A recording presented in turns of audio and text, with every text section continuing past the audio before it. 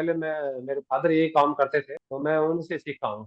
हम्म। मैंने 7वीं में एक स्कूल छोड़ा था, उसके बाद उनके पास एक काम सीखा था और मैं इसी लाइन में आज 35 साल से इस लाइन में हूँ, फर्नीचर के लाइन में। फिर काम तो काम से काम वो सीखता है, सीखने वो आदमी सीख जाता है एक दूसरे को।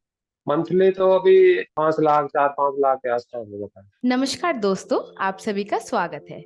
आज हम जानेंगे एक ऐसे बिजनेस के बारे में जिसमें बाड़मेर वुड कर्विंग का इस्तेमाल होता है। आज हमारे साथ है राय सिंह जी, जो बाड़मेर वुड कर्विंग के बारे में जानकारी देंगे।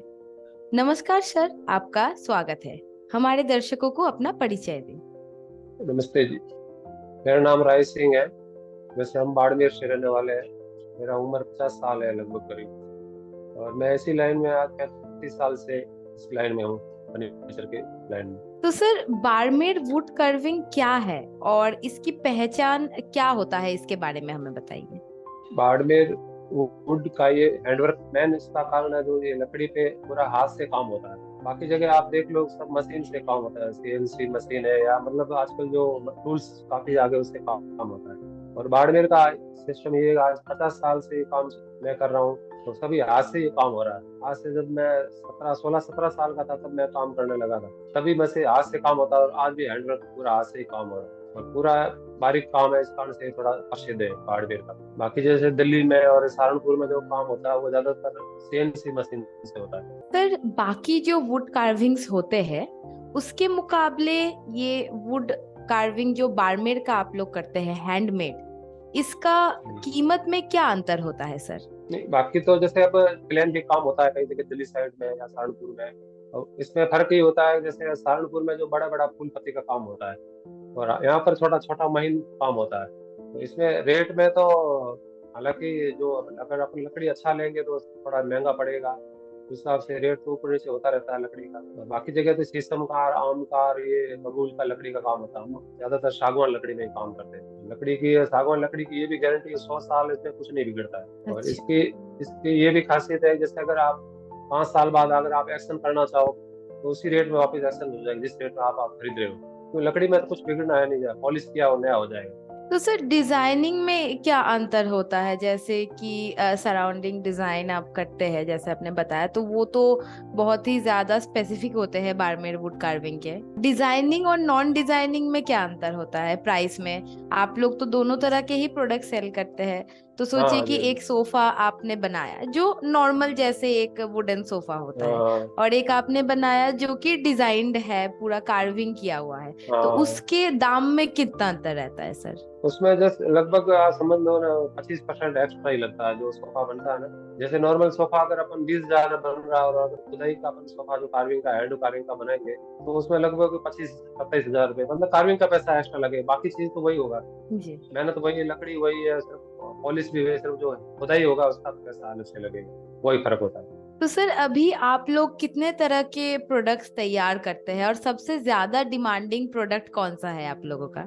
प्रोडक्ट में तो पूरा फर्नीचर, घर का फर्नीचर पूरा बनता ही है। इसमें सोफा सेट है, डाइनिंग सेट है, बेड है, ड्रेसिंग टेबल है, बच्चों के झूले बनते हैं, बड़े बड़े साइज के भी झूले बनते हैं, ये रेगुलर चलते हैं। तो सर, जब आपने ये बिजनेस शुरू किया था, तो तब क्या क्या चैलेंजेस का आपको सामना करना पड़ा था सर? उस समय तो मैडम कोई साधन थे नहीं, ना कोई इतना ऑर्डर हम्म। था।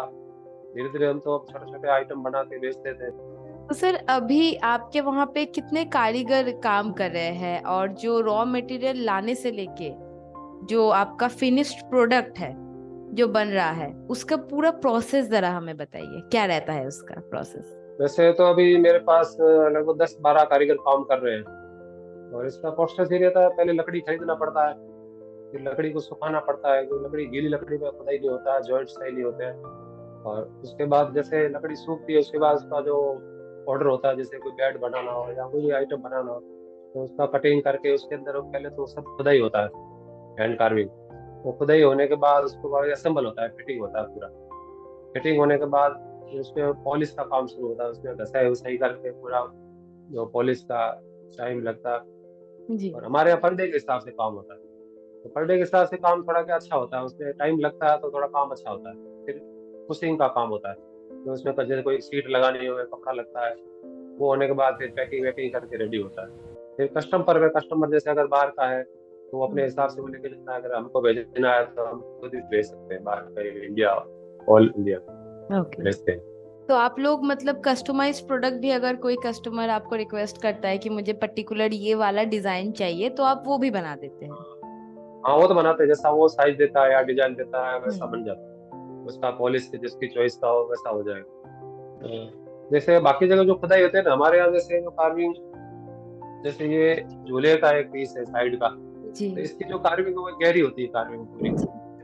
और पूरा ही हैंडवर्क, ये जाली जो बनी हुई है आप देख लो, जी। सहारनपुर है या दिल्ली के अंदर पूरा मशीन से होता है, जो जी। कटिंग मशीन होती है। और हम जो करते हैं पूरा ही हथौड़ी से ऐसे मार मार के पूरा इसको टुकड़ा निकालते हैं। पूरा हम्म। ये हैंडवर्क है। आपको ये देखना हो तो हम दिखा भी सकते हैं काम पूरा। जी। ये ऐसे जैसे ये चौकी है पूरी, ये भी पूरा हैंडवर्क है। ये जो चौकी जो बाजोट बोलते हैं राजस्थान में सर, हम्म। खाना खाने के लिए यूज होता है, हम जी। पूजा जी। वूजा में यूज ले सकते हैं। तो यहाँ पर हमारा जो काम है पूरा महीने पूरा गहराई में काम होगा, जितना भी काम होता है ना पूरा गहरा होगा। क्यों, बाकी जगह सीएनसी होता है, हमारे हाथ हैंडवर्क होता है पूरा। तो सर इन सारे डिजाइन्स का इंस्पिरेशन आपको कहाँ से आता है सर? ऐसा है कि पहले मैं, मेरे फादर यही काम करते थे, हम्म। तो मैं उनसे सीखा हूँ। हम्म। मैंने 7वीं में एक स्कूल छोड़ा था, उसके बाद उनके पास ही काम सीखा था। फिर फिर काम तो काम से काम वो सीखता है, सीखने वो आदमी सीख जाता है एक दूसरे को, काम जी। करने से सीखता है। तो डिजाइन तो एक बंदे देखने से पता चल जाता है। वैसे मैं 8-10 साल उनके साथ मैंने काम किया, फिर सीखा। हम्म। और ये पुरानी, वैसे जो ये काम हमारा होता है ये पूरा एंटीक वर्क है।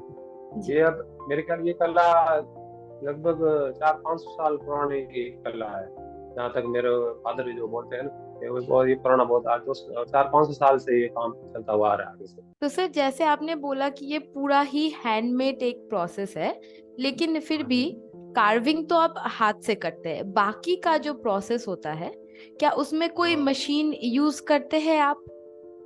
और बाकी का तो जैसे जो लकड़ी पे रंधा लगाते हैं ना, लकड़ी को साफ हम्म। करना पड़ता है, तो हम्म। उसमें मशीन का यूज होता है। हालांकि मैंने मेरे हाथों से, हाथ से भी काम किया, जब मशीन नहीं थी, आज से लगभग 1980-85 के अंदर मशीनें थी, ड्रिल मशीन भी नहीं थी वहाँ, उसमें हम हाथ से काम करते थे। जी। अब आजकल तो मशीन काफी आगे, लेकिन अब रंधा भी उस मशीन से लगाते हैं, या कोई छेद करना हो तो ड्रिल मशीन से करते हैं। बाकी तो जो कार्विंग है वो सब थोड़ी हाथ से भी होता है काम। तो सर जैसे कि बारीक काम इतना होता है तो इसका तो प्राइस भी थोड़ा हाई होता होगा, तो इसके लिए आप मार्केटिंग स्ट्रेटेजी क्या फॉलो करते हैं सर?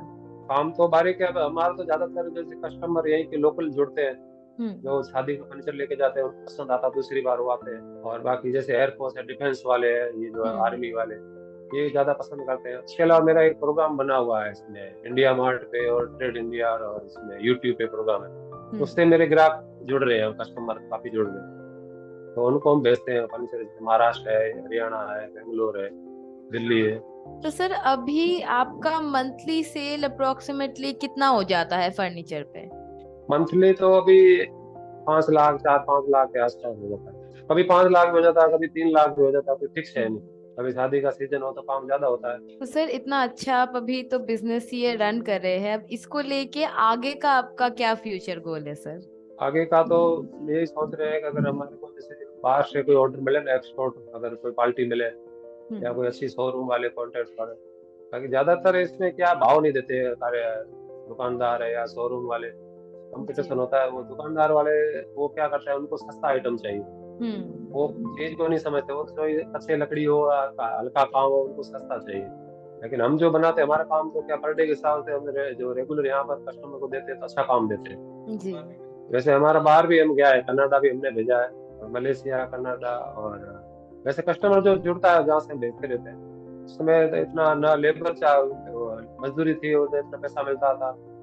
अब ठीक है, थोड़ा टाइम हो गया, 25-30 साल इस लैंड में, 30-40 साल हो गए, तब थोड़ा कस्टमर जुड़ रहे हैं ऐसे, जी। तो पहचान अब बढ़ गया है ना, थोड़ा पहचान होने से ग्राहक एक दूसरे के पीछे ग्राहक आता रहता है।